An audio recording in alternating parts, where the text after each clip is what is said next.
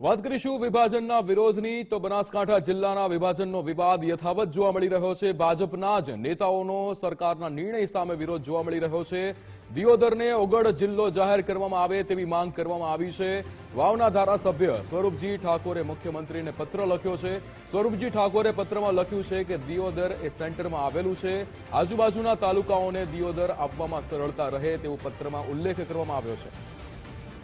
જે રીતે બનાસકાંઠા જિલ્લાના વિભાજનનો વિવાદ યથાવત જોવા મળી રહ્યો છે। ભાજપના જ નેતાઓનો સરકારના નિર્ણયની સામે વિરોધ થતો હોય તેવું પત્રમાં જે રીતે વાવના ધારાસભ્ય સ્વરૂપજી ઠાકોરે પત્ર લખ્યો હતો મુખ્યમંત્રીને, જેમાં લખ્યું હતું કે દિયોદર જે છે એ સેન્ટરમાં આવેલું છે, તેથી આજુબાજુના તાલુકાઓને દિયોદર આપવામાં સરળતા રહે તે રીતે બનાસકાંઠાનો જે રીતે આ વિભાજનનો વિવાદ હવે યથાવત જોવા મળી રહ્યો છે। ભાજપના જ નેતાઓ જે સરકારનો વિરોધ કરી રહ્યા હોય તે રીતે આ પત્રમાં એ ઉલ્લેખ થતો હોય તેવો દર્શાવી રહ્યા છે વાવના ધારાસભ્ય સ્વરૂપજી ઠાકોર કે જેમણે મુખ્યમંત્રીને પત્ર લખ્યો હતો।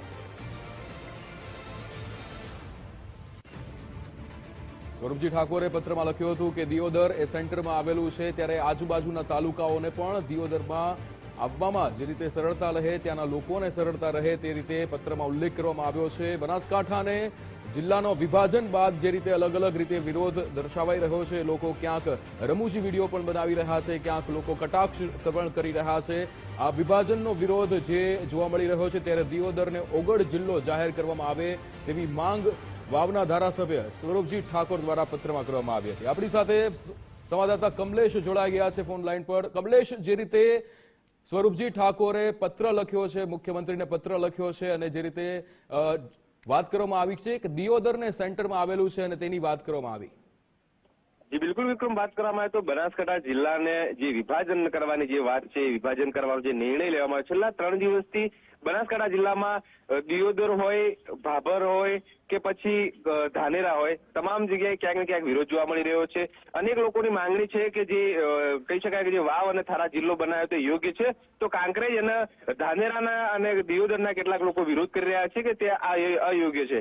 ત્યારે કહી શકાય કે અલગ અલગ નેતાઓ જયારે ગુજરાતના મુખ્યમંત્રીને પત્રો લખી રહ્યા હતા, તેની વચ્ચે અત્યારે વાવના ધારાસભ્ય છે જે ભાઈ જે કહી શકાય કે જે સ્વરૂપજી ઠાકોર છે તેમને મુખ્યમંત્રીને પત્ર લખ્યો છે। મુખ્યમંત્રીને પત્ર લખી તેમને રજૂઆત કરી છે કે જે દિયોદર છે તે સેન્ટરમાં આવે છે અને તેમની વર્ષોથી માંગણી હતી કે દિયોદરને ઓગળ જિલ્લો બનાવવામાં આવે, પરંતુ તેમણે કહ્યું છે કે આ સેન્ટરમાં આવે છે અને અનેક અહીંયા કહી શકાય કે જે શૈક્ષણિક જે સંકુલો આવેલા છે, એના સિવાય જે કહી શકાય કે જે સરકારી જે હોસ્પિટલો આવેલી છે, તેના સિવાય અનેક એવી ઇન્ડસ્ટ્રીઝ આવેલી છે કે જેને જો કદાચ દિયોદર જેને જિલ્લો જાહેર કરે તો લોકોને તકલીફ ના પડે, જેથી તેમણે મુખ્યમંત્રીને પત્ર લખી રજૂઆત કરી છે। જી બિલકુલ કમલેશ, સમગ્ર માહિતી બદલ આપનો આભાર।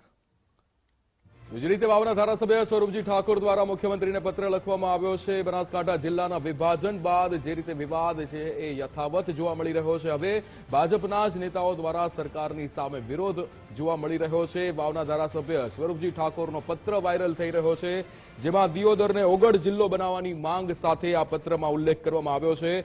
જે રીતે વાવના ધારાસભ્ય સ્વરૂપજી ઠાકોરે મુખ્યમંત્રીને પત્રમાં એવું પણ ઉલ્લેખ કર્યો છે કે દિયોદર એ સેન્ટરમાં આવેલું છે, ત્યારે આજુબાજુના તાલુકાઓને દિયોદર આપવામાં સરળતા રહે તે માટે દિયોદરને ઓગળ જિલ્લો બનાવવાની માંગ સાથે આ પત્ર લખવામાં આવ્યો હતો, જે હાલ વાયરલ થઈ રહ્યો છે। એક બાજુ બનાસકાંઠા જિલ્લાના વિભાજનનો વિવાદ જે યથાવત જોવા મળી રહ્યો છે, લોકો વિરોધ કરી રહ્યા છે, લોકોના વિરોધમાં લોકો કટાક્ષ રીતે રીલ્સ પણ બનાવી રહ્યા છે, વિડીયોઝ પણ બનાવી રહ્યા છે, રમૂજી રીતે આ વિભાજનનો મજાક પણ ઉડાવી રહ્યા છે। અને બીજી બાજુ હવે ભાજપના જ ધારાસભ્ય કે જે વિરોધ કરતા હોય તેવો આ પત્રમાં દેખાઈ રહ્યું છે। દિયોદર એ સેન્ટરમાં આવેલું છે, તો તાલુકાઓ જે આજુબાજુમાં આવેલા છે તેને આપવામાં સરળતા રહે આવું પત્ર લખીને મુખ્યમંત્રીને વાવના ધારાસભ્ય સ્વરૂપજી ઠાકોરે આપ્યું છે, દિયોદરને ઓગળ જિલ્લો બનાવવાની માંગ સાથે।